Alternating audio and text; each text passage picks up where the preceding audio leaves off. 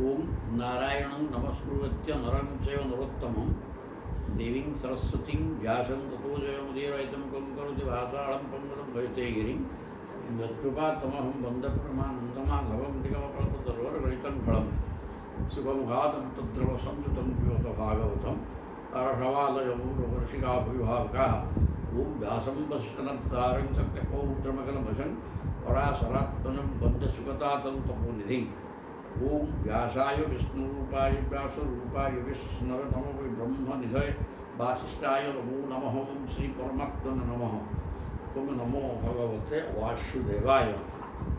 नवम एकादश स्कंद नवम अध्याय बर्तमान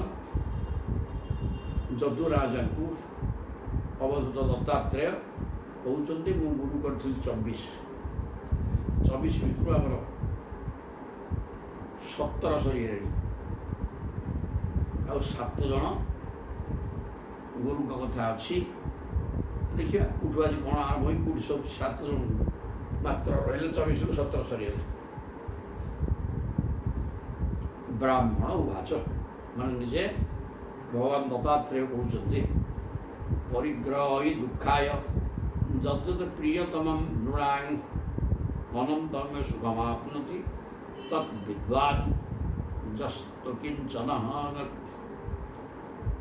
परिग्रह ही दुखाय मनुष्य ने से प्रिय वस्तु संग्रह परिग्रह संग्रह करता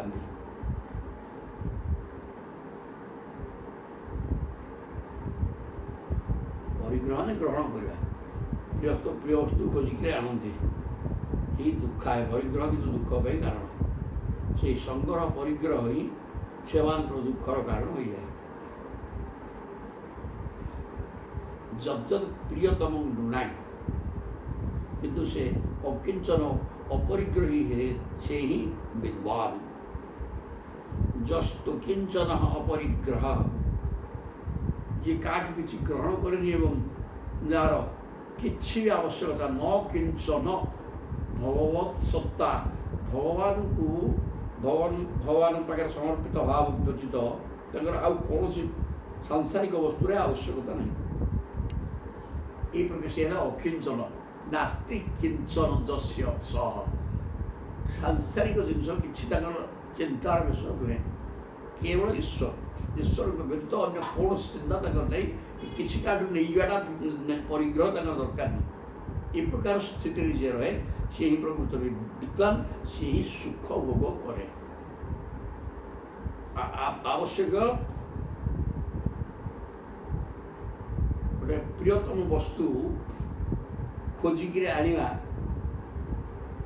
ताही काठू बाइक आनिबा दान ग्रहण कर नहीं जा किए देला नहीं जा ये जिन गुड़ाक दुखर कारण किंतु परिग्रह करनी किसी काठू ग्रहण करनी एवं अकिंचन जहतु अकिंचन जार भगवान को व्यतीत अन्य कौन सांसारिक वस्तु आवश्यकता नहीं सी ही सुख रहे अनंतम सुख आपनोति खाली सुख नुह सुखटा तो सांसारिक शब्द अनंत सुख कहबार अर्थ आनंद कि आनंद शब्द देवा कथा अनंत सुख जो कह जार सुखर तो अंत अच्छी ना तेणु अनंत सुख मान आनंद सुख दुख सांसारिक शब्द संसार सब जिन आसो जीव तेणु सुखटा रही पलैब से अनंत सुख लगाला जोटा कि आनंद से आनंद ही पाए। परिग्रह तेणु भूल साविशंकुरम कुररम जघ्नु मणिनो जे निरामिषा तदामिषम परित्यज्य ससुखं समविंदत साविशंकुरम जघ्नु मणिन जे निरामिषा कुरर पक्षी सी आमिष खाए पक्षीटा आमिष धरिक चलना उड़ी एवं ताकू ताठू बड़ुआ कुरर पक्षी आसिक कामुड़ा कामुड़ी कर मांस नहीं जो कथा व्यवस्था कला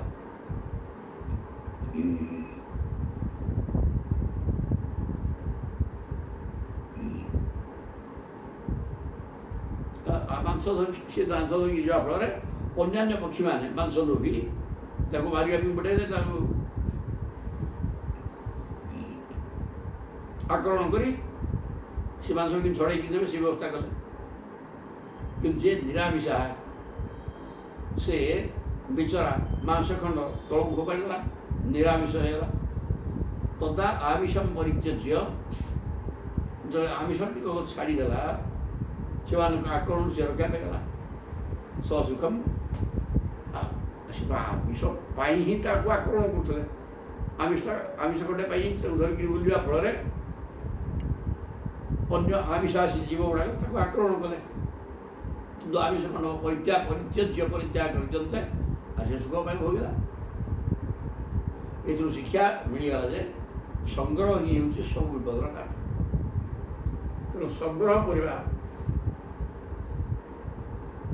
ହେଲା ବିପଦର କାରଣ। ଗୁଡ଼େ ସଂଗ୍ରହ କରିକି ଜମେଇକି ରଖିଲେ ତାହା ସମସ୍ତଙ୍କର ଲୋଲୁପ ଦୃଷ୍ଟି ପଡ଼ିବ ଏବଂ ତେଣୁ ଆକ୍ରମଣର ଶିକାର ହେବ। ନମେ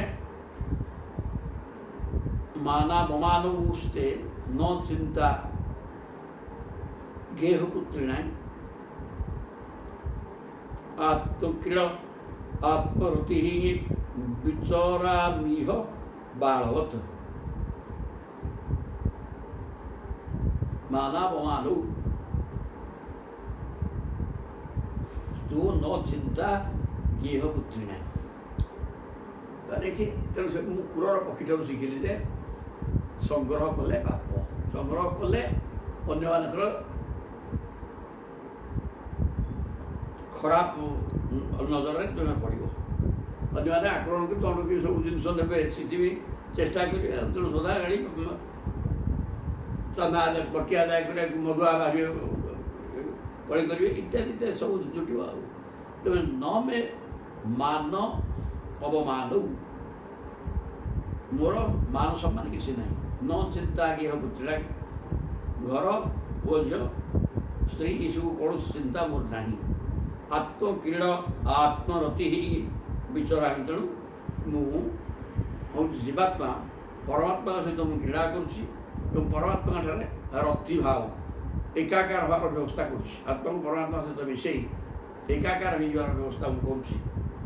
ଏବଂ ଏହି ପ୍ରକାର ହେଇକିରି ବିଚରାମି ଇହ ବାଳବତ, ବର୍ତ୍ତମାନ ଏଠି ବାଳକ ଭଳିଆ ବିଚରଣ କରୁଛି। କହିବାର ତାତ୍ପର୍ଯ୍ୟ ଯଦି ବୟସ୍କ ଲୋକ ବାଳକ କ'ଣ ହେଇଗଲ, ତାମାନେ ସବୁ ଇନ୍ଦ୍ରିୟ ଅଛି, କିଏ କ'ଣ ପ୍ରଶ୍ନ କଲେ ତ କଥା କହୁନି, କାନ ଅଛି ସତେ ଯେମିତି ଶୁଭୁନି, এই ପ୍ରକାର ଆଚରଣ କରି ସତେ ଯେମିତି ମୁଁ ମୂକ, ଜଡ଼, ବଧିର ଏବଂ ଅଜ୍ଞ এই ପ୍ରକାର ବ୍ୟବସ୍ଥା କରିକି ମୋର ବୁଝୁଛୁ। ଯାହାଫଳରେ ମୋତେ କେହି କିଛି ପଚାରନ୍ତିନି କି କିଛି କହନ୍ତି କ'ଣ ଗୋଟେ ପାଗଳ ହେଇଥିବ। ନହେଲେ ଏଇ ହେଲା ମୋର ସ୍ଥିତି। କେବଳ ଜୀବାତ୍ମା ପରମାତ୍ମାଙ୍କ ସହିତ ଏକାକାର ସ୍ଥିତିରେ ରହି ଆନନ୍ଦ ଅନୁଭବ କରି ବୁଲିବା ମୋର କାମ। ମୋର ମାନ ସମ୍ମାନ ଭଲ ମନ୍ଦ, ଘର ଦ୍ୱାରା ସ୍ତ୍ରୀ ପିଲା କିଛି ନାହିଁ। ସରିଲା। द्वौ एव चिंतया मुक्तौ परमानंद आप्लुतौ जो विमुग्ध जड़ु बाल दोह गुणेभ्य परंगत। द्वौ एव चिंतया मुक्तौ, ये दुई जन चिंता मुक्त अटंती संसार में। किए ना परमानंद आप्लुतौ, जो विमुग्ध जड़ बाल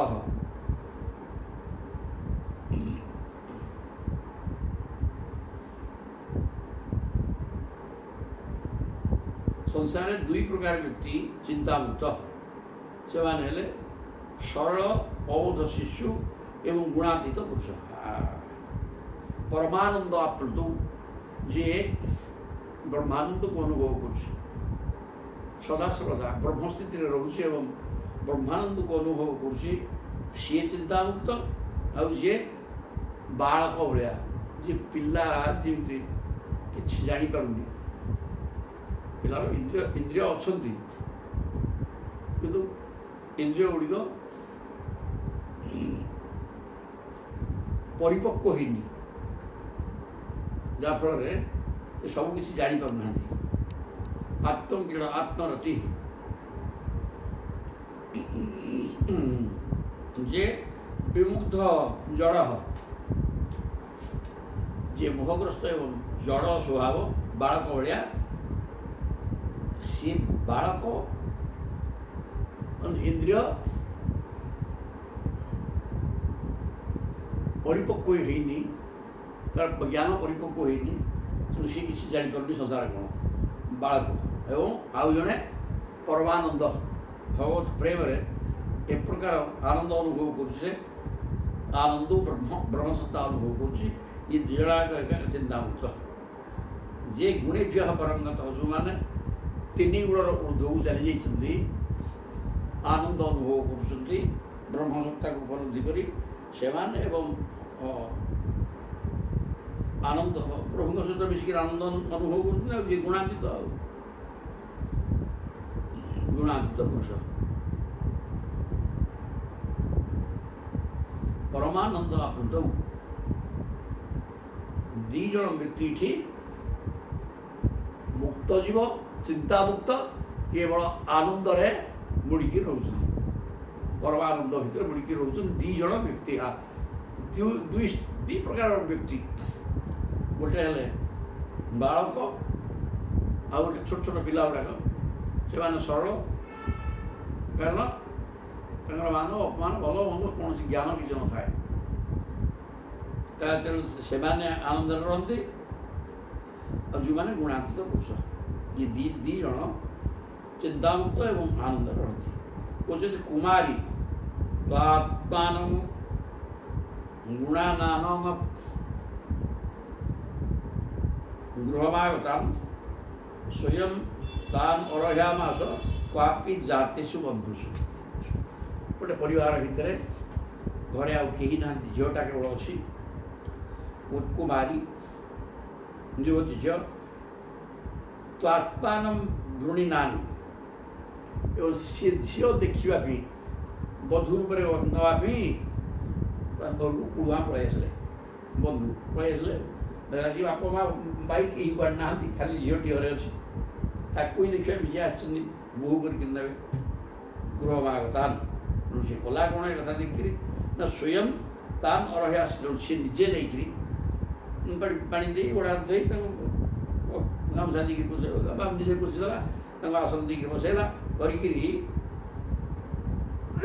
ତାଙ୍କର ସତ୍କାର କଲା।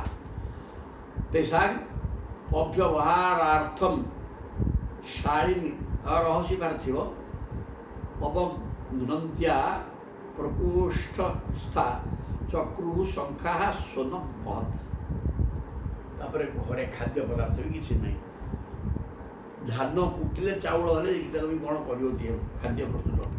ତେଣୁ ତେଷାଂ ଅବ୍ୟବହାରାର୍ଥମ୍, ସେମାନଙ୍କର ଭୋଜନ ବ୍ୟବସ୍ଥା କରିବା ପାଇଁ ଶାଳିନ ରହସ୍ୟ ପାର୍ଥିବ, ହେଲେ ହେ ପାର୍ଥିବ କିଏ ଅବସ୍ଥ କହୁଛନ୍ତି ଯଦୁରାଜାଙ୍କୁ, ହେ ରାଜନ୍ ବର୍ତ୍ତମାନ ଧାନ ଦେଇକି କୁଟିଲା, ଆଉ ଅବଘ୍ନନ୍ତ୍ୟା ପ୍ରକୋଷ୍ଠସ୍ଥା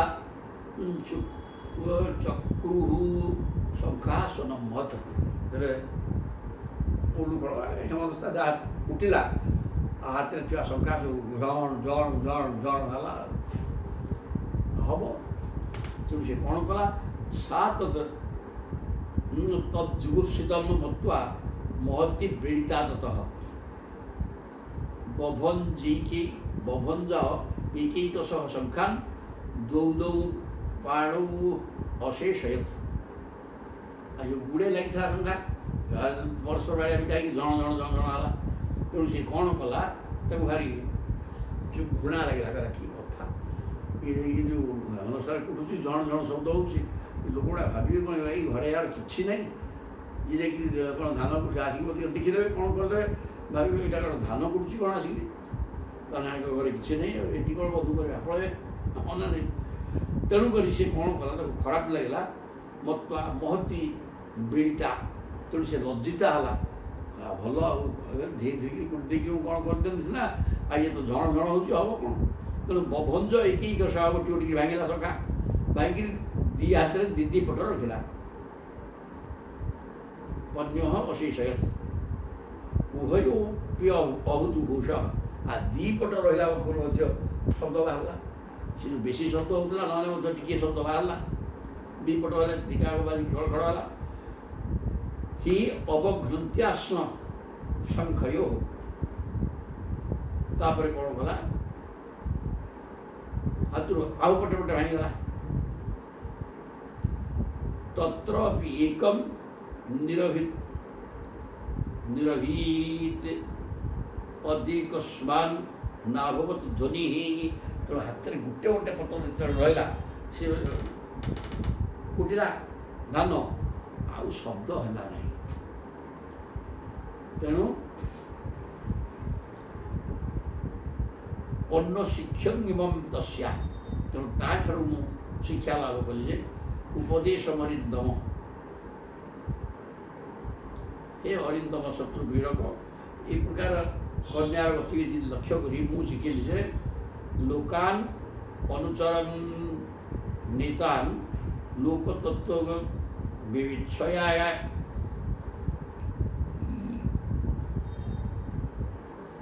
जही अनेक लोक मिली अवश्य पूजई कड़ी अनेक लोक एकाठी हेले ताधीरे पाटी तुल घोघा कड़ी गजे लगे एक एमती कि जल एकाठी रही कड़ी गजे लगिपे पृथक सब भागवत भाषा बाध कथा जो कथा निष्फल या चिगुड़ी कर आगुरी जागुरी कथा संसार कथा पड़ो तेणु से गुड़ाक मोटे ईश्वर पाक बंदे पार ना तेणु से कुमारी कन्या पटे पटे चूड़ी पिंधा परी मनुष्य सदाबे एकुटिया रहा उचित एक दुई होगले पाटी तुर गोघा बाड़िया भर संभावना अच्छी तेणु सदा सर्वदा एकुटिया रह दुई हवाटा भूल ये कथाटा से कन्या ठार मुझे शिखिली तर बासे बहुनायं कलह भवे वार्ता द्वयोरपि एक एव चले तस्मात् कुमार्या इव कंकण बासे बहुनायं जब बहु लोक एकाठी रही बाटन गोगा डोडा लगे थय आदि ये दिज भी रही कलहर संभावना अच्छी एक रही गोलमाल हर प्रश्न ना या कुमारी ता हाथ सबू सखा बाहर कर पटे पटे रखला शब्द है ना तो से शिखिली सदा बेले एकुटिया रही मन एकत्र संयुज्यात जित श्वास जितासन वैराग्याभ्यास योगेन ध्रियमाण मतंत्रित मन एकत्र संयुज्यात मनुटा को सदा सर्वदा संसार मन भर संसार को हटे एकमात्र ये एको ब्रह्म द्वितीय नास्ति एक ब्रह्म सत्ता सहित जोग कर रखा दरकार मन एकत्र संयुज्यात गोटे जगह आत्मा परमात्मा सहित मिसिक रही व्यवस्था करदे दरकार केमती हम गुड़ाक ना जित श्वास पवन को जय कर माने प्राणायाम कर जितासन एवं आसन चका बिक्री बसले हाथ गोड़ बिंधला 5 मिनट बसला कि बसी होनी कौन उपासना कर तेणु आसन एवं प्राणायाम ये दुईटा जिन ठीक भाव में कले मन मन भर संसार हटिज एवं ईश्वराभिमुखी गोटे स्थान चित्त चित्त देहरे परमात्मा एवं आत्मा एकाठी रही वैराग्याभ्यास योगेन ये प्रकार कले संसार प्रति विरक्ति भाव आसव एवं ध्रियमाण मतंत्रित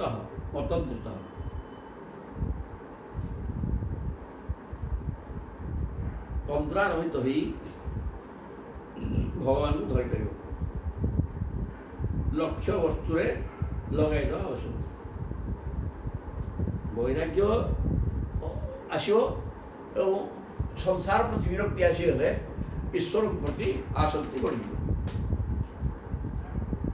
एक ईश्वर ही ध्येय ये भावना आसीज ଯସ୍ମିନ୍ ମନଃ ଲବ୍ଧ ପଦମ୍ ଯଦେତତ୍ ଶନୈଃ ଶନୈଃ ମୁଞ୍ଚତି କର୍ମ ରେଣୁଂ ସତ୍ୱେନ ବୃଦ୍ଧେନ ହରଦସ୍ତମଶ୍ଚ ବିଧୂୟ ନିର୍ବାଣ ମୁପୈତ୍ୟନିନ୍ଧନଂ।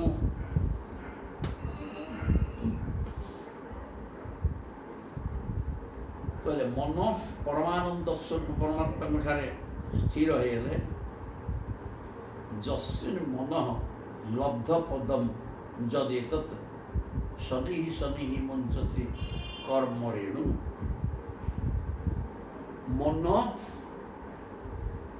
ସାଂସାରିକ କର୍ମକୁ ହଟେଇ ସ୍ଥିର ହୋଇକିରି ଯେତେବେଳେ ଭଗବତ ଚରଣାରବିନ୍ଦୁକୁ ଆଶ୍ରୟ କରିଯାଏ ଧୀରେ ଧୀରେ ସଂସାର ହଟିଯିବ।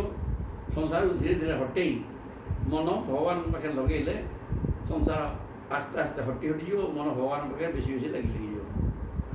ତେଣୁ ସତ୍ୱେନ ବୃଦ୍ଧେନ ରଜସ୍ତମଶ୍ଚ ଏଇଟା ହେଲା ସତ୍ୱଗୁଣର ବୃଦ୍ଧିର ଫଳ। ତେଣୁ ସତ୍ୱଗୁଣର ଆଧିକ୍ୟ ହୋଇଯିବା ଫଳରେ ସଂସାର ଭିତରେ ଥିବା ମନ ଭିତରେ ଥିବା ସାଂସାରିକ କର୍ମର ବିନାଶ ହେବ ଏବଂ ମନ ଈଶ୍ୱରାଭିମୁଖୀ ହେଇଯିବ। ଆତ୍ମା ପରମାତ୍ମା ସହିତ ମିଶିବା ବ୍ୟବସ୍ଥା ହେଇଯିବ। ଏଇଟା ସତ୍ୱଗୁଣର ବୃଦ୍ଧି ଦ୍ୱାରା ହୁଏ। ଆଉ ରଜସ୍ତମ ରଜ ଏବଂ ତମ ଗୁଣ ନଷ୍ଟ ହୋଇଯିବ ବା ଦବିକି ରହିବେ। ବିଧୂୟ ନିର୍ବାଣ ମୁକ୍ତି ଅନିନ୍ଧନମ୍। ଏବଂ ସେ ନିର୍ବାଣ ମାନେ ମୁକ୍ତି ପାଇଯିବ। କେମିତି? ଅନିନ୍ଧନମ୍ ଅଗ୍ନି ଜଳିବ। କାଠ ଥିଲେ ସିନା ଇନ୍ଧନ ଥିଲେ ଇନ୍ଧନ ଅଭାବରୁ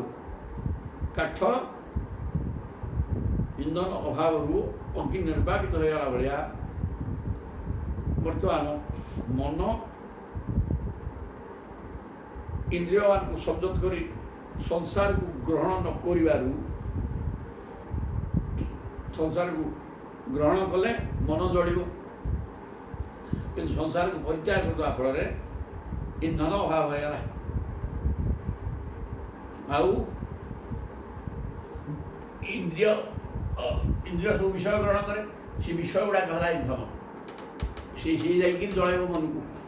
କିନ୍ତୁ ଇନ୍ଧନ ରହିତ ହେଇଗଲେ ବିଷୟ ରହିତ ହେଇଗଲେ ମନ ଆଉ ଜଳିବାର ନାହିଁ। ମନ ସିଧା ଭଗବାନଙ୍କ ପାଖରେ ଲାଗିଯିବ। ଆଉ ମନ ଯେତିକି ଭଗବାନଙ୍କ ପାଖରେ ଲାଗିଯିବ ସଂସାର କ୍ରମେ କ୍ରମେ ଛାଡ଼ିଯିବ। ସଂସାର ଛାଡ଼ିଯିବ ମନ ଭଗବାନଙ୍କ ପାଖରେ ଲାଗିଯିବ। ସତ୍ୱଗୁଣର ବୃଦ୍ଧି ହେଇଯିବ। ରଜତମ ଦବିକି ରହିବେ। ତଦୈବଂ ଆତ୍ମନି ଅବରୁଦ୍ଧ ଚିତ୍ତଃ ନ ବେଦ କିଞ୍ଚିତ୍ ବହିରନ୍ତରଂ ବା ଯଥେଷୁକାରଃ ନୃପତିଂ ବ୍ରଜନ୍ତଂ ଈଶୋ ହୋମ ଗତାତ୍ମାଂ ନ ଦଦର୍ଶ ପାର୍ଶ୍ୱେ। କେମିତି ମନ ଲାଗିଯିବ? ଦେଖ, ସୁନ୍ଦର ଉଦାହରଣ ଦେଉଛନ୍ତି। ମନଟା ସମ୍ପୂର୍ଣ୍ଣ ଭଗବାନଙ୍କ ପାଖରେ ଏମିତି ମଝିକି ରହିଯିବ ଯେ ସାଂସାରିକ ସ୍ଥିତି ସବୁ ଭୁଲିଯିବ। ଶରୀର ଅଛି ନାହିଁ ତ ଜାଣିପାରିବ। କେମିତି ହେଲା? ତଦାଏବ ଆତ୍ମନି ଅବରୁଦ୍ଧ ଚିତ୍ତ।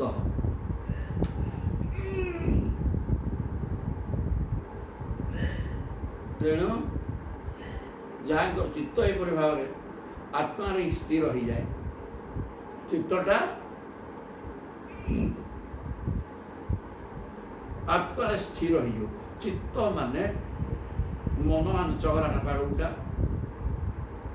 ମନର ସ୍ଥିର ଅବସ୍ଥା ତାକୁ ଚିତ୍ତ କୁହାଯିବ। ଯାହା ଭିତରେ ଆଦୌ ସଂସାର ନାହିଁ। ସେ ଚିତ୍ତଟା ପରମାତ୍ମାଙ୍କ ପାଖରେ ଯେତେବେଳେ ସ୍ଥିର ହୋଇଯାଏ ତଦା ଏବ ଆତ୍ମନି ଅବରୁଦ୍ଧ ଚିତ୍ତ। ଆତ୍ମା ସହିତ ଯେତେବେଳେ ଚିତ୍ତ ରୁନ୍ଧି ହେଇଯିବ, ଏକାକାର ହେଇଯିବ। ଚିତ୍ତ ଭିତରେ ଆତ୍ମଚିନ୍ତନ ଆସିଯିବ। ଆତ୍ମାରେ ଚିତ୍ତ ମଜିଯିବ। ସେଥିପାଇଁ ନ ବେଦ କିଞ୍ଚିତ୍ ବହିରନ୍ତରଂ ବା। ଯେତେବେଳେ ସେ କିଛି ଭିତରେ କ'ଣ ହେଉଛି ବା ବାହାରେ କ'ଣ ହେଉଛି, ଶରୀର ଦେହରେ କ'ଣ ଆକ୍ରମଣ ହେଉଛି, କିଏ କ'ଣ କରୁଛି, ତା ଶରୀର ସ୍ଥିତି ମଧ୍ୟ ସେ ଭୁଲିଯାଏ ବା ବାହ୍ୟ ଜଗତ କଥା ଭୁଲିଯାଏ। କେବଳ ପରମାତ୍ମାଙ୍କ ଠାରେ ଚିତ୍ତ ଜଡ଼ିତ ହେଇଯାଏ, ଏକାକାର ହେଇଯାଏ। ତାପରେ ଯଥେଷୁକାରଃ ନୃପତି ବ୍ରଜନ୍ତମ ଜଣେ ଇଶୁକାର, ଇଶୁ ମାନେ ସ୍ୱର କରିବା ଲୋକ, ସରକାର।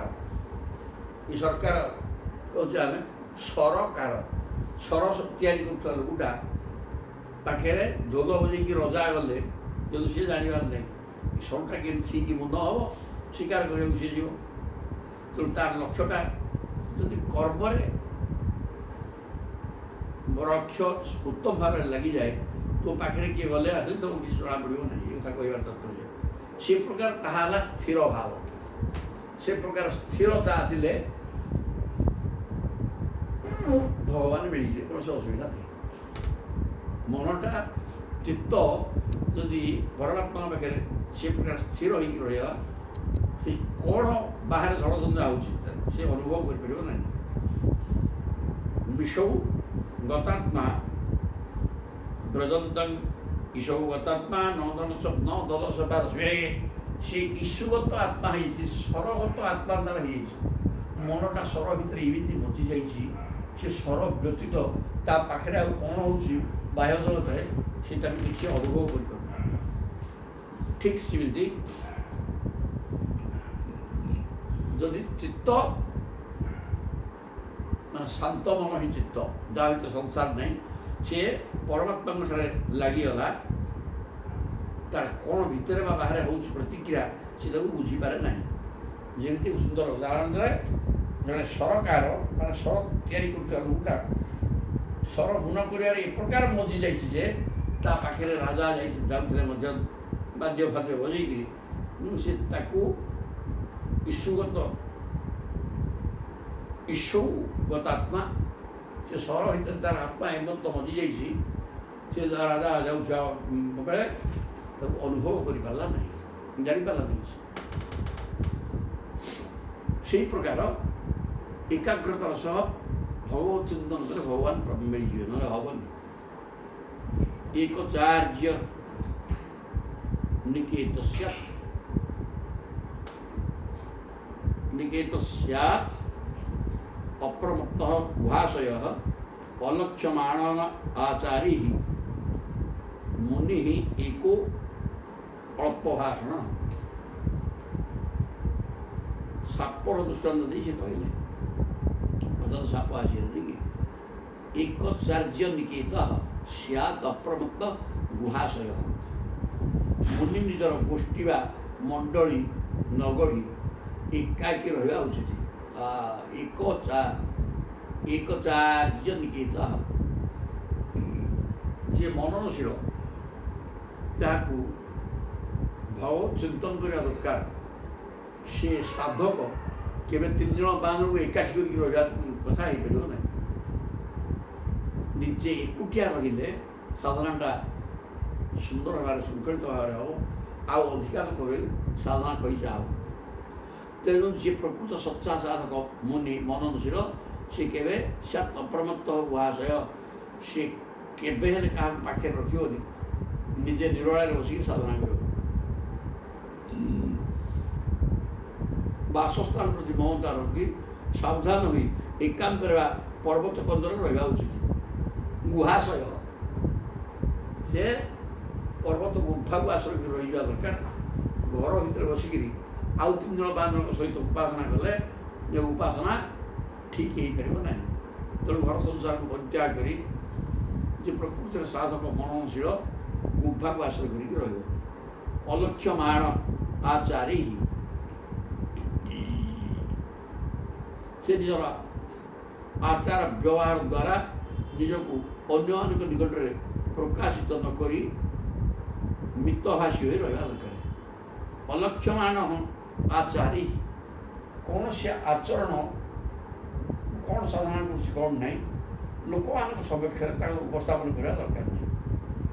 ଲୁକାୟିତ ତା କଥା ସେ କରିଚାଲିଛି, କରିବ, କିନ୍ତୁ ବାହାରକୁ ଦେଖାଇବା ବି ଦରକାର ନାହିଁ। ଦେଖାଇ ହେଲେ ବି ଭୁଲ, ସିଏ ଆଉ ଗୋଟେ ଭୁଲ। ତେଣୁ ସେ ପ୍ରକାର ନକରି ଅଲକ୍ଷ୍ୟମାଣ ଆଚାରୀ, କେହି ଯେମିତି ତୁମର ଆଚରଣକୁ ଦେଖିପାରିବେ ନାହିଁ, ଶୀଘ୍ର 5 ଜଣ 3 ଜଣ ଘରେ ରହିଲେ ସିଏ ବି ଦେଖିବେ, ସିଏ ପ୍ରଚାର କରିବେ ନା। ତେଣୁ ଏକୁଟିଆ ଘର ଦ୍ୱାରା ଛାଡ଼ିକି ପର୍ବତ ଗୁମ୍ଫା ଭିତରେ ବସିକି ସାଧନା କରିବାଟା ଠିକ୍। କାରଣ ତୁମ ଆଚରଣକୁ କେହି ଯେମିତି ନ ଜାଣିବେ। ଏହି ପ୍ରକାର ମୁନି ହିଁ ଏକ ଅଳ୍ପ ଭାଷଣ, ସେ ଏକୁଟିଆ ରହିବ ଏବଂ ବେଶୀ କହିବନି, ଅଳ୍ପ ଭାଷଣ କରିବ, ବୋଇଲେ ଭଗବାନଙ୍କୁ ପାଇପାରିବ। ଗୃହାରମ୍ଭ ଅତି ଦୁଃଖାୟ ବିଫଳ ସାଧ୍ରୁବାତ୍ମନଃ ସର୍ପ ପରକୃତଂ ବେଶ୍ମ ପ୍ରବିଶ୍ୟ ସୁଖମେଧତେ। ଗୃହାରମ୍ଭ ଅତି ଦୁଃଖାୟ, ବାପା ଘର ତିଆରି କ'ଣ କମ୍ କଲ? ଘର ତିଆରି ଠାରୁ ଅନେକ ଲୋକ ବାକ ମିସ୍ତ୍ରୀ ଉପକରଣ ସବୁ ଦରକାର, ସେ ପାଗଳ ହୋଇଯାଉଥିବେ। ତେଣୁ ଗୃହାରମ୍ଭ ଅତି ଦୁଃଖାୟ, ଗୋଟେ ଘର ତିଆରି ଆରମ୍ଭ କରିଦେବା ଦୁଃଖ ପାଇଁ କାରଣ। ବିଫଳ ସାଧ୍ରୁବାତ୍ମନଃ, ତେଣୁ ଘର ତୋଳିକି ରହିବା ଅତି କଷ୍ଟଦାୟକ କଥା। ବିଫଳ ସାଧ୍ରୁବାତ୍ମନଃ, କାରଣ ଏଠି ଆମର ତ ନିତ୍ୟ ରହିବାର ନାହିଁ ନା, ଆମେ ଆସିଛେ କେତେବେଳେ ପଳେଇଯିବା, ଆଉ ଘର କରିବା ଦରକାର କ'ଣ? ଘରର ଆବଶ୍ୟକତା ନାହିଁ, ନିରର୍ଥକ। ସାପ ଯେପରି, ସାପର କ'ଣ ଘର ଥାଏ ନା ନାହିଁ? ଆଉ କ'ଣ କରେ? ତ ସେ ବୁଲୁଥିବ, ଯୁଆଡ଼େ ପାଇଲେ ସେଟା ବୁଲିବ।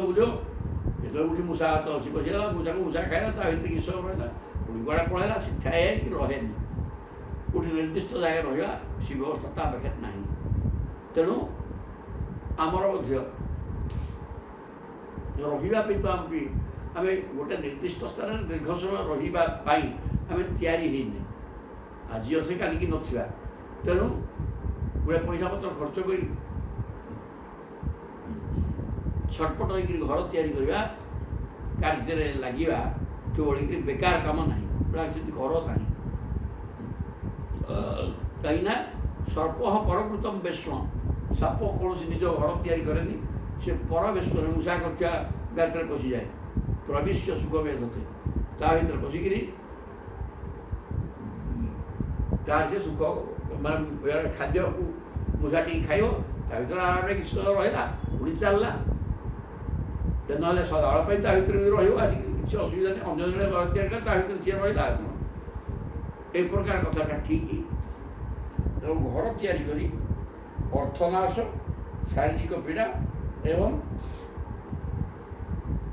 ମନସ୍ତାପ ଛଡ଼ା କରିବା ଆବଶ୍ୟକ କିଛି ନାହିଁ। କାରଣ ଆମେ ଏଠି ସ୍ଥାୟୀ ଭାବରେ ରହିବା ପାଇଁ ଆସିନେ, ଆମେ ପଳେଇ ଯିବା ପାଇଁ ଆସିନେ। ତେଣୁ ସାପ ଠାରୁ ଆମେ ଶିଖିବା ଦରକାର, ତାର ନିଜର ଘର ନଥାଏ, ଯାହା ସେ ତ ବୁଲୁଥିବ ସେମିତି, ଯାହା ଖାଦ୍ୟପେୟ ମେଉଟା ଯେତେ ଯାହା ଖାଇକିରି ବୁଲୁଥିବ, ମୂଷା ହାତ ଭିତରେ ପଶିବ, ଯାହା ଗାତ ଦେଖିଲା ତା ଭିତରେ ପଶିଯାଇଥିବ। ଆଉ କ'ଣ ବସିକି କିଛି ସମୟ ରହିଲା, ପୁଣି ଆଉ ଟିକେ ପଳେଇଲା, ଏ ପ୍ରକାର ତାର କାମ। ତେଣୁ ଘର କରିକିରି ଅର୍ଥାତ୍ ସମୟ ନଷ୍ଟ, ଅର୍ଥବ୍ୟ ମନସ୍ତାପ,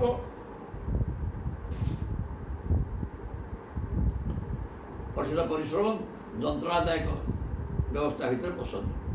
एको ନାରାୟଣ ଦେବ ପୂର୍ବ ସୃଷ୍ଟ ସୋମାୟୟା ସଂହୃତ୍ୟ କାଳକଳୟା କଳ୍ପାନ୍ତ ଇଦମୀଶ୍ୱର। ବୁଢ଼ିଆଠୁ କ'ଣ ଶିଖିବ ଦେଖିବା, କହିଲେ ଏକମାତ୍ର ନାରାୟଣ ସକଳ ବିଶ୍ୱ ସୃଷ୍ଟି କରିଛନ୍ତି। एको ନାରାୟଣ ଦେବ ପୂର୍ବ ସୃଷ୍ଟ ସୋମାୟୟା, ନାରାୟଣ ହିଁ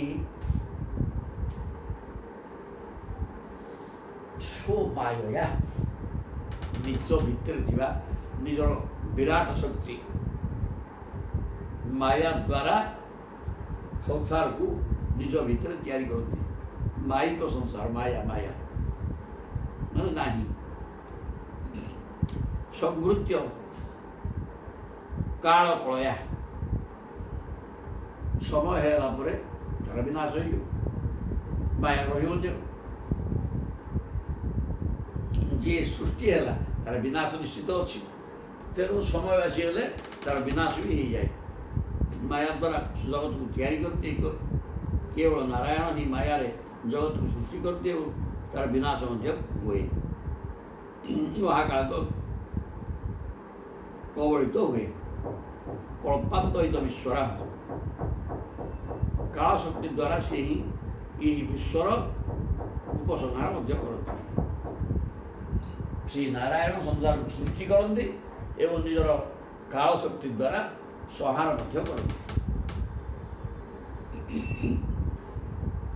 ଏକ ଏବ ଅଦ୍ୱିତୀୟ ଅଭୂତ ଆତ୍ମା ଧାର ଅଖିଳାଶ୍ରୟ କାଳେନ ଆତ୍ମାनुभବେନ साम्यं नित्यासु शक्तिषु सत्त्वादि स्वादिपुरुषः प्रधानपुरुषेश्वरः से ही परमात्मा होउछन्ति एक एव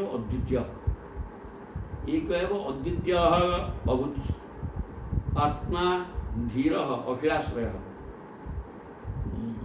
से परमात्मा होउछन्ति एक अद्वितीय आउ दुई नंबर किए नहीं आत्मा एक एको ब्रह्म द्वितीय नास्ति तेणु सी हेले अद्वितीय एक कहला पर आउ जन मध्य किए अच्छी जमी पार ना एक सी आउ कि ना आत्मा ब्रह्म एक दुई हो पार ना अद्वितीय अभूत आत्माधार अखिलाश्रय से स्वगत भेद मध्य रहित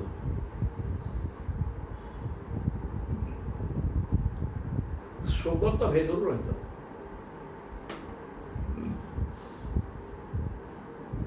आत्मा भाया आउ जड़े तार स्वगत भेद कि स्वगत भेद रहित एवं से एक अद्वितीय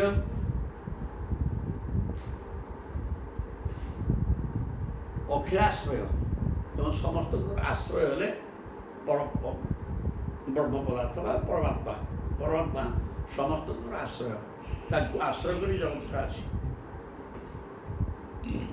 से आश्रय समस्ते आश्रित से जगत अच्छी कालेन आत्मानुभावेन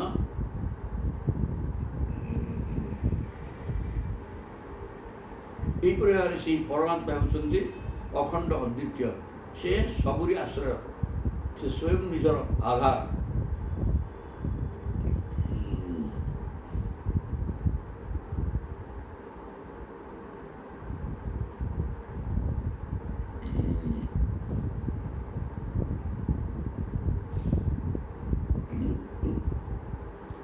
से जिते बेले निजर काल शक्ति द्वारा ये सब सत्वादि शक्तिमान साम्य अवस्था को नहीं जानती से एकमात्र परमात्मा ही अवशेष रहती साम्यन्वितासु शक्तिषु माया प्रभु निजर माया द्वारा माया गोटे विराट शक्ति माया बोले कौन ना सतर जतक तीन गुण को लेकिन एत बड़ जगत प्रभु सृष्टि कर सब तीन गुणर गोटे प्रवाह जगत हूँ तीन गुणर प्रवाह वा स्रोत ये प्रत्येक ये जहाँ आम देखुचे सब तीन गुण या तीन गुणर प्रवाह ही जगत तेणु महाप्रभु समस्त आधार सब भितर आत्मा स्वरूप अच्छा सी एक दुई नंबर आउ जो किए ब्रह्म पदार्थ नहीं कालेन आत्मानुभावेन महाकाल प्रभाव जगत को से सृष्टि करते और संहार भी करते साम्यन्वितासु शक्तिषु जिते सतर जतक तीन गुण समान स्थिति रे सृष्टि ना सृष्टि विनाश हो सत्वादिषु आदि पुरुष प्रधान पुरुषेश्वर पुरुष उभय से नारायण भगवान ये होती प्रकृति पुरुष उभयर नियामक से ब्रह्म पदार्थ होती आत्मा एवं परमात्मा एवं प्रकृति प्रकृति एवं परमात्मा उभय नारायण को आश्रय कर रही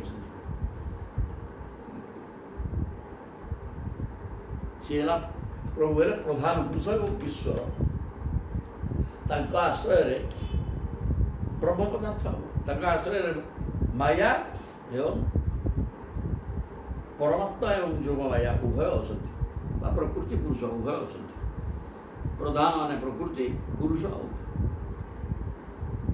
कहले परा बराणां परम आस्ते कैवल्य संगीत केवलानुभवानंद संदूह निरुपाधिक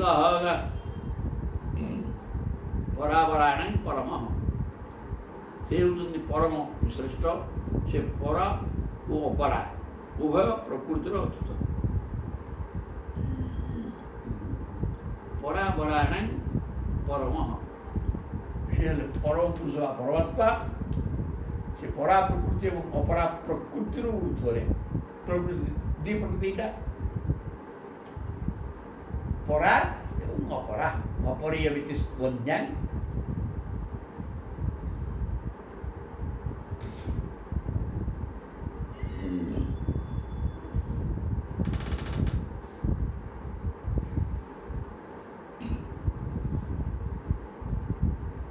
विधि में प्रकृति परा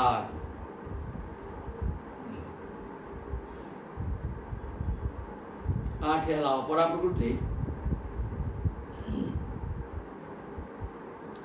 5 से भूत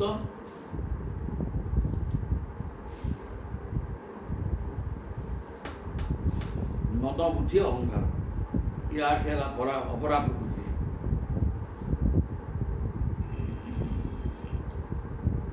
और परा प्रकृति होती उत्कृष्ट प्रकृति जीवात्मा जो एकदम धार्यते जगत तेणु परा एवं अपरा प्रकृति ठारू प्रभु हेले अलगा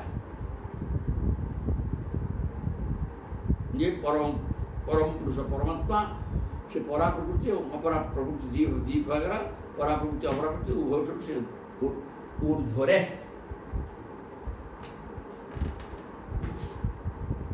परा मैंने उत्कृष्ट परा प्रकृति है जीवन शक्ति प्राण में जीवन शक्ति तक अपरा प्रकृति है सबू पृथ्वी जगत तेज वायु आकाश मन बुद्धि अहंकार या भर सब गुण बाहर शब्द स्पर्श रूप सुगंध 5 ज्ञानेन्द्रिय 5 घर सब 24 तत्व से परा अपरा प्रकृति परा प्रकृति है प्राण शक्ति निश्वास प्रश्वास निर्वहन करके बंचिया शक्तिटा कि चैतन्य शक्ति है प्रभु कैवल्य संगीत केवल केवल स्वभाव कैवल्य आउ जड़े किए भाया ना आगे केवलानुभवानंद संधुव से प्रभु केवल आनंद अनुभवानंद स्वरूप परमात्मा होती प्रकृत रूप है अनुभवानंद आनंद अनुभव हवा कौन उपाधि ना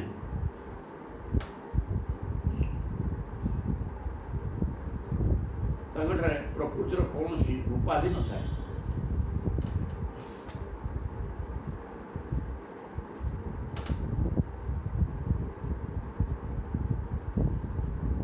उपाधि गुड़ाक प्रकृति पाखे थाए प्रभु पाखे कौन उपाधि ना निरुपाधिक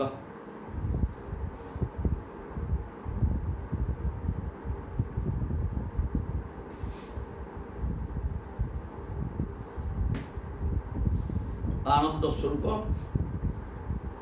सी परा एवं अपरा प्रकृति ऊर्ध्वे सी परमात्मा सी केवल अनुभवानंद स्वरूप एवं उपाधि रहित ये परमात्मा संपर्क कहा केवलात्मानुभावेन स्वमायां त्रिगुणात्मिकां संख्यो भयन सृजत्यादौ तया सूत्रम मरितम से केवल निजर सामर्थ्य बल ही त्रिगुणात्मिका माया क्षोभ सृष्टि करती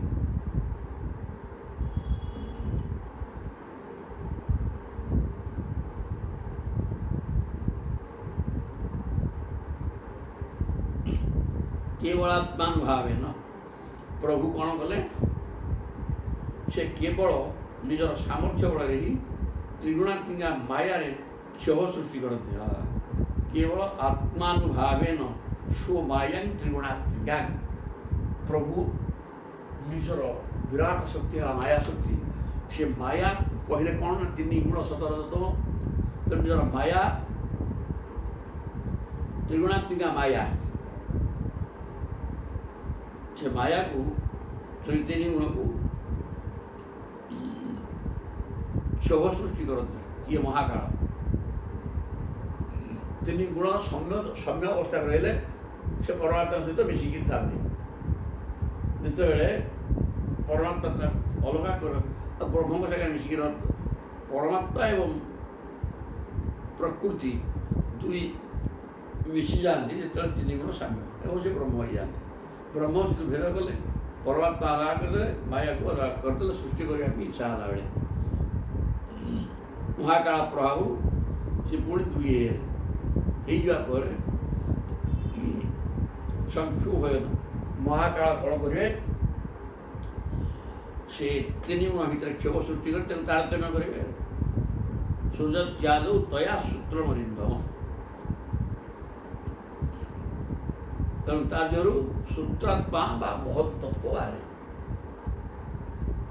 3 गुण क्षुब्ध होकर महत तत्व बाहर जोटा कि सूत्रात्मा बाहर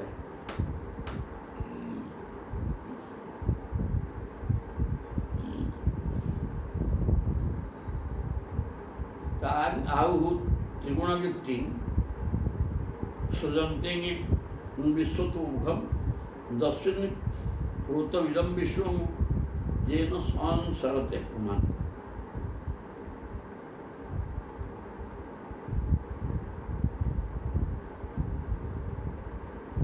तामाहु त्रिगुण व्यक्ति सृजंते विश्व तो मुखम दस्मिन् प्रोतमिदं विश्वम जेन संसरते पुमांगन से क्रियाशक्ति प्रधान सूत्रात्मा ही त्रिगुणात्मिका शक्ति को 3 गुण को अभिव्यक्त करे त्रिगुण व्यक्ति 3 गुण व्यक्त है माने तारतम्य हो महाकाल प्रभाव 3 गुण साम्य अवस्था थियारु परमात्मा सहित मिसी से ब्रह्म हो जाते दिभाग 3 गुण क्षुब्ध होला सृष्टि प्रक्रिया आरंभ होला सृजंती विश्व तो मुख दस्मिन् प्रोतमिदं विश्वम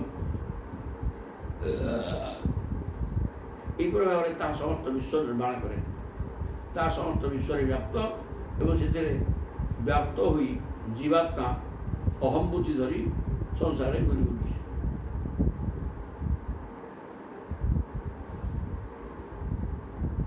जस्मिन् प्रोतमिदं विश्वम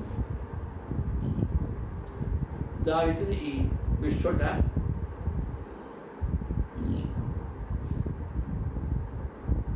प्रभु भितर ही समग्र विश्व रही माया तांकरी शक्ति तांकर शक्ति मायार प्रभाव एत बड़ विश्व सृष्टि होती भितर से रही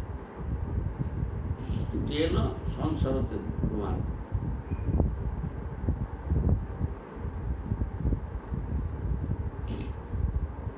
तमाहु त्रिगुण व्यक्ति सृजंती विश्व तो मुखम से प्रकृति 3 गुण साम्य अवस्था ब्रह्म हो जाती 3 गुण विषम अवस्था रही पृथ्वी सृष्टि हुए एवं राशि प्रभु को भितर जेन संसरते पुमान जीवात्मा अहम बुद्धि धरी संसार घूरी घूरी जीवात्माटा जदिव परमात्मा अंश एवं साक्षी से बर्तमान अहंकार बुद्धि तार प्रयास ये सब भोग करने सृष्टि यही प्रकार चिंतन करे संसार भितर माति जाए जथर्ण नाभि हृदयात् ऊर्ना संतत्यतः तया विहृत्य भूयः तान् ग्रसत्येवं महेश्वरः बुझियानी कौन करे तथा ऊर्ण नाभि हृदयात् ऊर्णान् संतत्य वक्ततः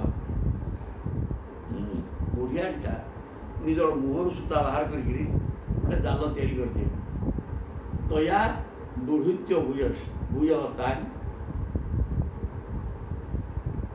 एवं से जाल भितर सी निजे छंदी हुए ना अन्य कीट पतंग टी गीत गुड़ाक माछी फाछी से टी मशा एगुड़ा सब लाखी जाता ताकू सी आराम खाई पीकि ता भर से बुझ थाए जो मन हम पुणी से मशा को पेट भर नहीं पड़ा से ठीक से प्रभु बुढ़ियानी भाया निज भितर मायार प्रभाव में गोटे जगत माइक जगत को सृष्टि कर संहार भी कर बुढ़ियानी भाया जत्र जत्र मनु देहि धारयत सकलम धिया स्नेहात देशात भयात बापी जाति तत्त स्वरूपान जत्र जत्र मनो देहि देह जार अच्छी देहि मान जीवात्मा मन देहि हे राजन भृंगी बा कुम्भार पुक तू शिक्षा को कले जदि प्राणी स्नेह देश अथवा भय कहार एकाग्र भाव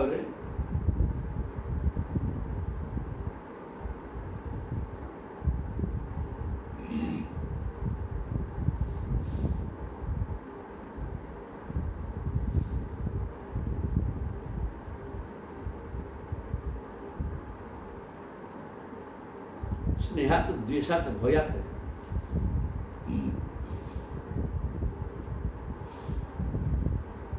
भृंगी बा कुम्भार पुरुष शिखे प्राणी स्नेह शत्रु भाव भय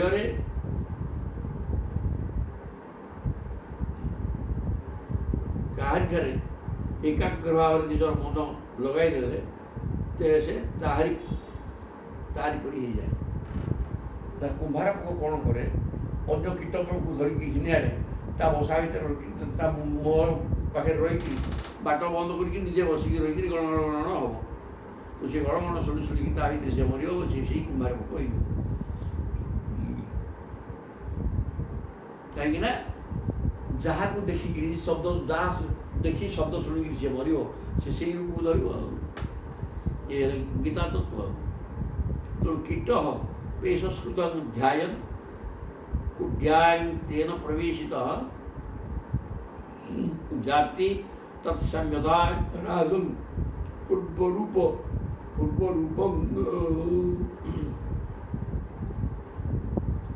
असंत्यजन कुम्भार कीट आनिता भर रखी मुंडी ग्रहण हम सी देखी देखिए स्वात्म उपशिक्षिता बुद्धि सीतार रूप बदल कुमार को कही जाए कथा कहले एवं गुरुभ्य एतेभ्य ईशा में शिक्षिता मती ये 24 गुरु सरीगले कुम्हार पाखे तेणु ये बर्तमान राजा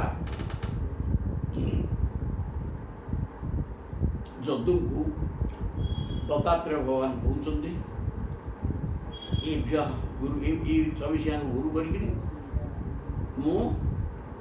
ईशा में शिक्षिता मती मोर बुद्धि बल एम गुरु कर अनेक कथा मुझे शिखेली स्वात्मोपशिक्षिता बुद्धि शुणु में बदत प्रभु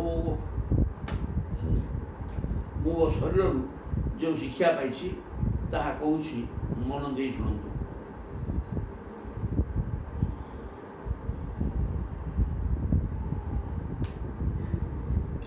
मु कहूँ तुम्हें शुण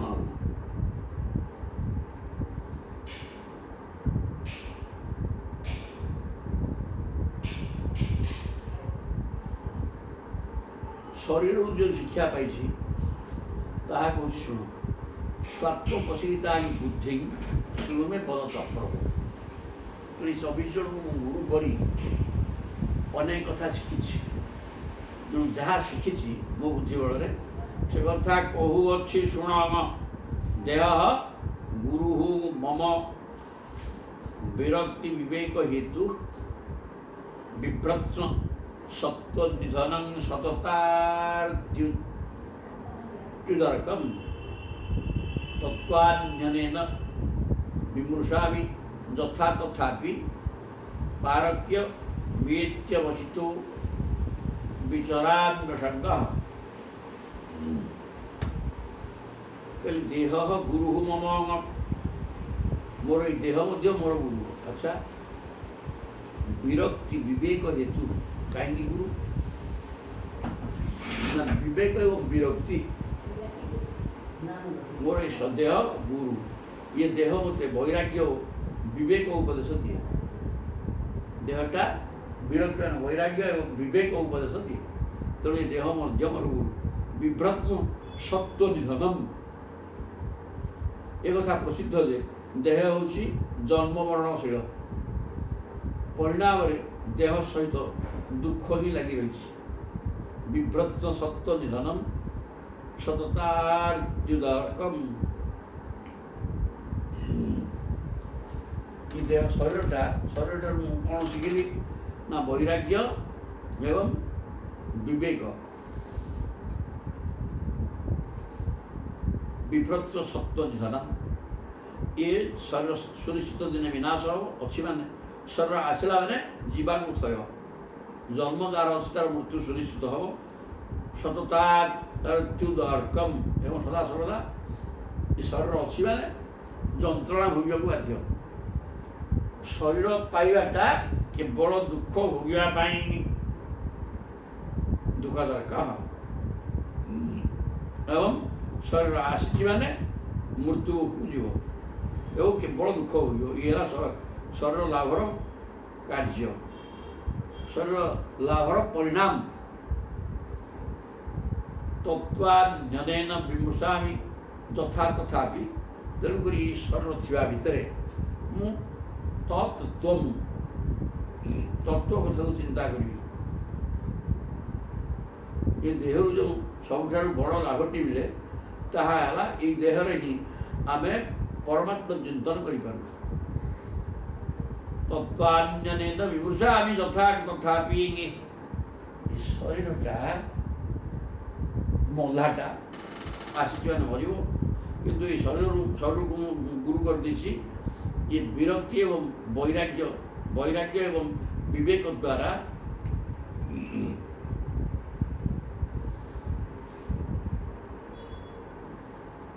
बुद्धि खर्च करी यदि विरक्ति भाव आसी जाए संसार प्रति ताले मुक्ति हो ना इटा मरण धर्मी एवं शरीर पाई माने केवल जंत्रणा होगा पाई। तत्त्वान्यनेन विमृशामि तथा मुझे ये तत्व कथा बुझी शरीर मिली माने ये विनाश हम एवं जंत्रणा भोगा केवल दुख जंत्रणा भोग तेणु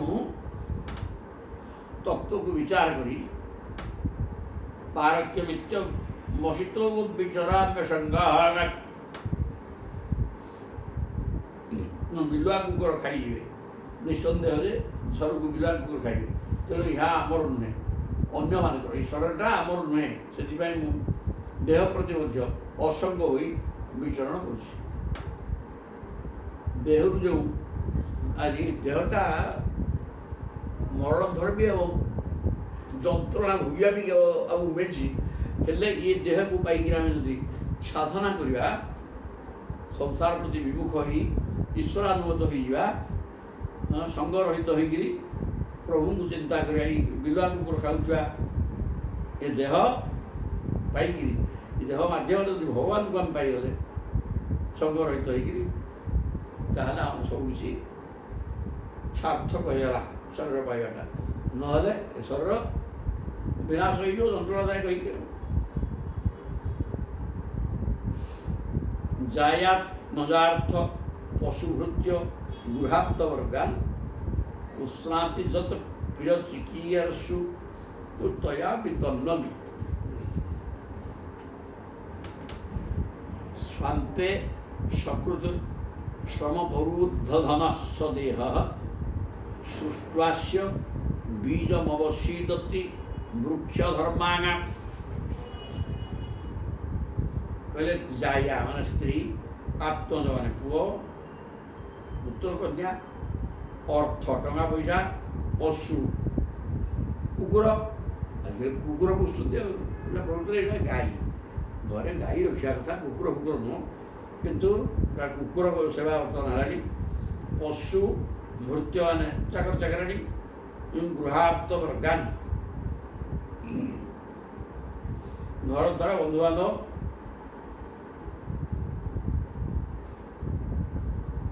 ଏଗୁଡ଼ାକ ସବୁ ଥାନ୍ତି ଏବଂ ୟା ଭିତରୁ ସୁଖ ଆସ୍ୱାଦନ କରିବା ପାଇଁ ଲୋକ ଚାହେଁ। ପୁଷ୍ଣାତି ଯତ ପ୍ରିୟ ଚିକିୟେଷୁ ତୟା ବିତନନ୍, ଏଇଗୁଡ଼ାକୁ ଧରିକିରି ସୁଖ ଭୋଗ କରିବାକୁ ମଣିଷ ଚାହେଁ, କିନ୍ତୁ ଏଥିରେ ସୁଖ ଭୋଗ ନାହିଁ। ସ୍ୱାନ୍ତେ ସକୃତ ଶ୍ରମ ସକୃତ ଶ୍ରମ ବିରୁଦ୍ଧ ଧନସ୍ସ ଦେହଃ ସୃଷ୍ଟ୍ୱାସ୍ୟ ବୀଜମବଶୀଦତି ବୃକ୍ଷଧର୍ମାଣାଂ। କିନ୍ତୁ ବୃକ୍ଷ ଯେପରି ବୀଜ ଉତ୍ପନ୍ନ କରି ନଷ୍ଟ ହୋଇଯାଏ, ଏ ଦେହ ଆଗାମୀ ଜନ୍ମ ପାଇଁ ବୀଜ ପ୍ରସ୍ତୁତ କରି ନିଜେ ନଷ୍ଟ ହୋଇଯାଏ। ଏ ଦେହ ଦ୍ୱାରା ଏ ଦେହ ଆମେ ପାଇଛେ, ଯଦି ସଂସାରକୁ ଛାଡ଼ିକିରି ଘର ଦ୍ୱାର ସ୍ତ୍ରୀ ପିଲା ଏସବୁ ଗୁଡ଼ାକ ୟା ଭିତରେ ଯଦି ମଜ୍ଜିଯିବ, ତାହେଲେ ଅନେକ ସାଂସାରିକ କର୍ମରେ ବ୍ୟାପୃତ ରହିବ ଏବଂ ପୁଣି ଜନ୍ମମରଣ ଦୁଃଖ ଭୋଗୁଥିବ। କିନ୍ତୁ ଏ ସଂସାରଟା ନାହିଁ, ମିଛ, ମାଇକ, ବିନାଶଶୀଳ ଏବଂ କେବଳ ଯନ୍ତ୍ରଣାଦାୟକ ସଂସାର। ତେଣୁ ଏହାକୁ ପରିତ୍ୟାଗ କରି ଯଦି ଈଶ୍ୱରାଭିମୁଖୀ ହେଇଯିବ, ଭଗବାନଙ୍କ ଚରଣାରବିନ୍ଦରେ ଲଗେଇକିରି ମନକୁ ଭଗବତ ପ୍ରାପ୍ତି ପାଇଁ ପ୍ରଚେଷ୍ଟା କଲ ଏବଂ ଭଗବାନ ମିଳିଗଲେ, ବୋଲେ ତୁମ ଉଦ୍ଧାର ହେଇଗଲ ଏବଂ ତୁମର ମଣିଷ ଜନ୍ମ ସାର୍ଥକ ହେଇଯିବ। ଦୁଇଟା ପାଠ, ଗୋଟେ ମୁକ୍ତି ଆଉ ଗୋଟେ ବନ୍ଧନ, ଏ ଶରୀର ଦ୍ୱାରା ହେବ। ତେଣୁ ସେ ଶରୀର କ'ଣ କରେ? ସ୍ୱାନ୍ତେ ସକୃତ ଶ୍ରମବରୁଦ୍ଧ ମନସ୍ସ ଦେହଃ ସୃଷ୍ଟ୍ୱାସ୍ୟ ବୀଜମବଶୀଦତି ବୃକ୍ଷଧର୍ମାଣାଂ। ଏ ଶରୀରଟା ଗୋଟେ ବୃକ୍ଷର ଧର୍ମ, ଯାହା ଏ ଶରୀରର ଧର୍ମ ସ୍ୟା। ବୃକ୍ଷ କ'ଣ କରେ ନା ଫୁଲ ଏବଂ ଫଳ ହେଇଯାଏ, ଫଳରୁ ମଞ୍ଜି ବାହାରିଲା ଏବଂ ଆଉ ଗଛ ହେବ, ତାପରେ ତାର ସେ ବିନାଶ ହୁଏ। ଠିକ୍ ସେମିତି ଆମେ ଏଇ ଶରୀର ପାଇଛେ, ଏ ଶରୀରକୁ ନେଇକିରି ଅନେକ କର୍ମ କରିବା ପାଇଁ ଶରୀର ମିଳିଛି। କର୍ମ ଦୁଇ ପ୍ରକାର, ଭଗବତ କର୍ମ କଲେ ମୁକ୍ତି ହେଇଗଲା, ଯଦି ତା ନ କରି ସେ କର୍ମ କିଏ କରୁନାହିଁ, କରିବାର ବି ପ୍ରଶ୍ନ ନାହିଁ, ସାଂସାରିକ କର୍ମରେ ଜଡ଼ିତ ହେଇକି ରହିକିରି ସୁଖ ଦୁଃଖାତ୍ମକ ସାଂସାରିକ କର୍ମରେ ଜଡ଼ିତ ହେଇ ସଂସାର ହେଇକି ଦୌଡ଼ି ମଣିଷ କ'ଣ କରୁଛି? ଯାହା ପାପ ପୁଣ୍ୟ ମିଶ୍ରିତ କର୍ମ କରୁଛି, ସିଏ ମଞ୍ଜି ଆଉ ଗୋଟେ ଜନ୍ମ ପାଇଁ। ଯେମିତି ଗଛ ମଞ୍ଜି ଦେଇକିରି ମରିଯାଏ, ସେମିତି ଆମେ ମଧ୍ୟ ଶରୀରକୁ ପାଇକିରି ପୁଣି ଥରେ ଜନ୍ମ ହେବା ମଞ୍ଜିବରେ କ'ଣ କି, ତାପରେ ଆଉ ଥରେ ସେମିତି ଆଉ ଗୋଟେ ଗଛ ହବା ତ କ'ଣ ତା ଭିତରୁ ଆମେ ସେମିତି ଏ ଶରୀର ମାଧ୍ୟମରେ ମଞ୍ଜି ସୃଷ୍ଟି କରୁଛେ। ପୁନର୍ବାର କେମିତି ଜନ୍ମ ହେବା? ସାଂସାରିକ କର୍ମରେ ଯଦି ଆମେ ଲିପ୍ତ ରହିବା ଶରୀରକୁ ପାଇକିରି, ତାହେଲେ ଆମେ ପୁନର୍ବାର ଜନ୍ମ ହେବା ପାଇଁ ମଞ୍ଜି ପ୍ରସ୍ତୁତ କରିଦେଲେ ଏବଂ ତାପରେ ଆମେ ନଷ୍ଟ ହେଲେ। ତେଣୁ ଆମେ ବୃକ୍ଷ ଧର୍ମକୁ ଆଶ୍ରୟ କଲେ। ଗଛ ଯେମିତି ବଡ଼ ହେଇକିରି ଫଳ ଫୁଲ ଧରେ ଏବଂ ମଞ୍ଜି ସୃଷ୍ଟି କରି ବିନାଶ ହେଇଯାଏ, ଆମେ ସେଇ ଧର୍ମରେ ରହିଲେ। ଶରୀରକୁ ପାଇକିରି ସଂସାର କର୍ମ କରି ଆଉ ଥରେ ଜନ୍ମ ହେବା ପାଇଁ ସାଂସାରିକ କର୍ମ ହିଁ ଜନ୍ମ ପାଇଁ ମଞ୍ଜିକି ପ୍ରସ୍ତୁତ କରି ଆମେ ମରୁଛେ। ସେ କଥା କରେନି। ଈଶ୍ୱରାଭିମୁଖ ମୁକ୍ତି ହେଇଯାଏ ବାପା। ଏଠାରେ ଇଏ ଗଲେ ରହି ଜୟ ଜଗନ୍ନାଥ ହେଇଗଲେ।